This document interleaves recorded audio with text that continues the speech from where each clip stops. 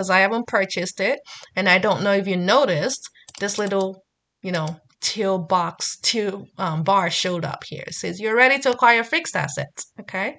So you can click acquire from here. So I'm going to do the acquisition in two ways.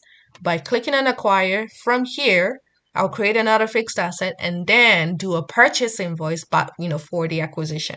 Okay, so let's go ahead and acquire.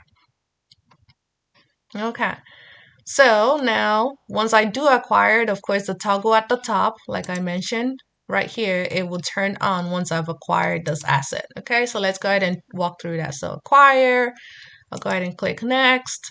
Now, of course, it's asking which ledger do you want to post the acquisition to. You can click GL account or vendor. Okay, usually I go with those two options. So let me just choose vendor for example. Okay, because I'm purchasing this from a vendor. So I'm gonna go ahead and choose my vendor. I'll choose Fabricam as an example.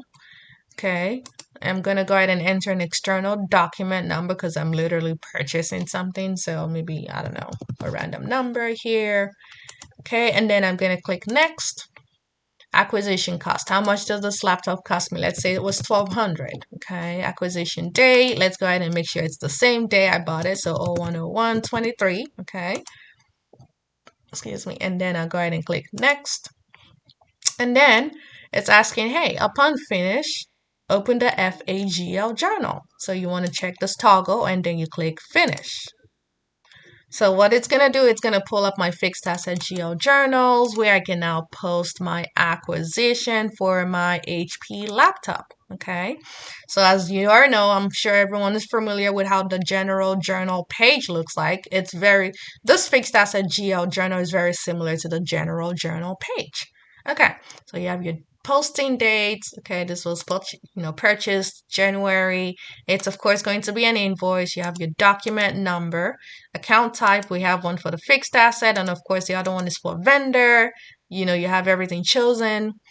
Depreciation bill code will always be accompanied. The posting type will be acquisition cost, of course, and then you have your amount. Okay.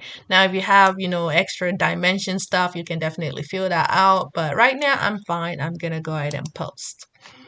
Okay, so post. Yes, you can preview post if you need to, but I don't need to do that right now. Okay, so okay. And then I'm going to go ahead and click the back arrow. And there, my acquired toggle is turned on. Okay. So now, real quick before I round up this session, there are two types of fixed asset journals. Okay, so let me just go ahead and pull that up. So if I type in FA journal,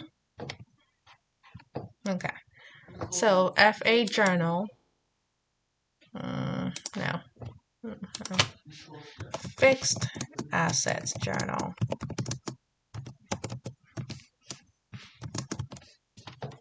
Okay, there you go. So fixed asset journal, this is entirely different from the FAGL journal. Okay, this journal page right here, this is only if you're trying to post directly into the fixed asset and that's it. Okay, we're not trying to post into the GL. This is only directly into the fixed asset. If you're trying to post into the GL and the fixed asset, that's when you use the FAGL journal. There you go, fixed asset G/L journal. This is where you're able to post to the fixed asset and to the GL account. Okay, so that's the major difference between those two journals. Okay, do not mix them up. But yeah, so that's pretty much it. We did the acquisition today. Now, next session, we'll go ahead and do acquisition using the purchase invoice, for example, and then we'll do a depreciation session and we'll do a disposal session. But yeah, that's pretty much it. Well, you guys have a good day. Bye.